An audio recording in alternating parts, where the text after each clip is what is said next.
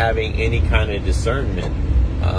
I would just go to people at Walmart, HEB, you name it, any kind of shop. I see somebody physically on the outside, handicapped, in a wheelchair, in a hover round or whatever, in a scooter, in crutches, with broken a cast, stuff like that. And immediately I would go to them and ask them if they needed prayer. Well, I stopped doing that because I noticed that there is a lot of people, sadly, that are sick in their body. They have broken bones. They're in a wheelchair. They're in a cast. They're on the outward appearance looking like they need, prayer. They need healing, but in their hearts, they don't want prayer. And for different reasons. Some of them, they just don't know me. They don't know you, They probably, there's all kinds of reasons, but for whatever reason, the Lord, I prayed about it, and I said, Lord, I don't want to go to these people. I'm getting tired of being rejected by you. I'm just thinking I'm trying to do a good deed and trying to be helpful, and these people don't want Jesus, I came to God in prayer, and I said, Lord, what do I do? He said, and I felt like the Lord was saying, you need to pray for discernment, Carlos. You need to know that when my spirit speaks to you to pray for people, to go out and reach to them, that's discernment. That's the spirit of discernment. You need to have that. That's a tool that, and I believe all believers and all Christians should have this.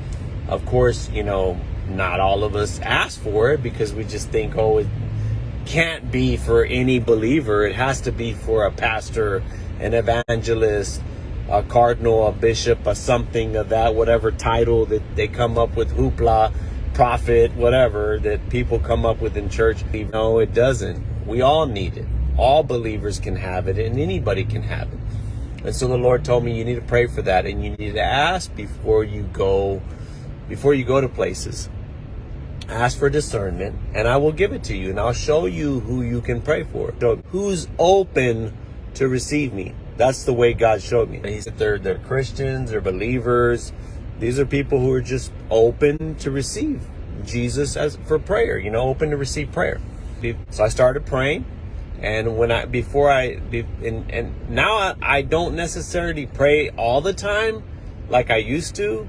I feel like I'm at a certain level now. I'm not saying I'm better or nothing like that.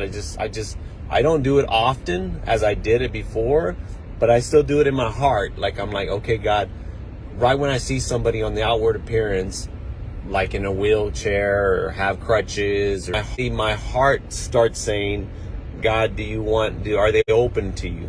They're open to receive you. Because I'm not going to just go to people arbitrarily anymore and just, ask them to need prayer. I'm going to listen for your discernment.